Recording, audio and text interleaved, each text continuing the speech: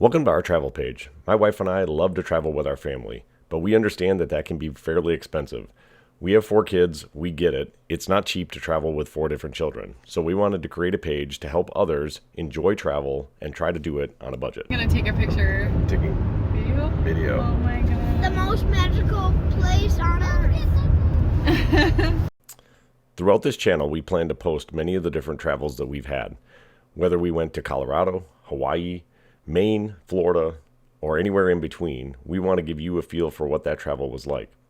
My wife is the planning guru that goes into all of our trips. She's able to put together excellent trips that are on a really good budget and allow us to see many different sites, many different things, and have a great time.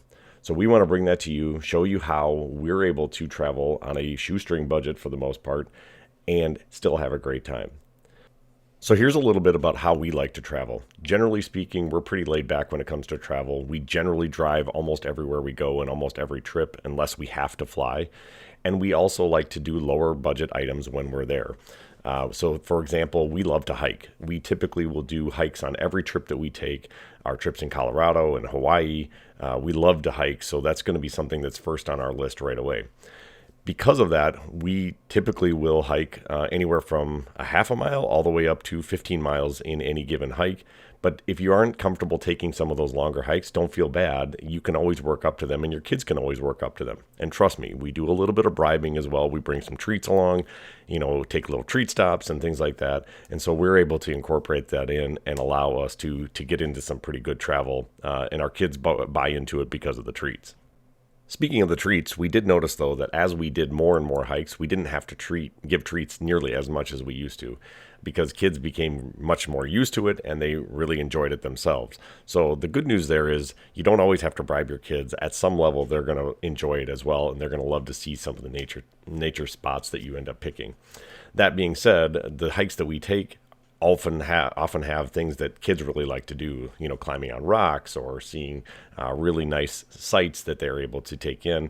There's a lot of beautiful things all around this country, so I would really encourage you to find those spots and find the natural beauty, and your kids are going to then grow to appreciate that as well. I mean, we're seeing things like Mount Rushmore and seeing things like Yellowstone and all the wildlife. When they were young, wildlife was a really big draw. And that was one of the biggest things that we wanted to do when they were young, was go somewhere that's going to have wildlife for them. It's going to keep them entertained, and it's good for us too. We enjoy seeing the wildlife and all the historical sites as well. Bears around, what do you say? What do you say?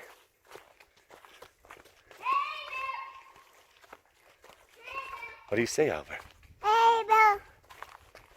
Hey, bear. Hey, bear. You say it, Albert. Albert say, hey, bear. Hey, Bill. Good job.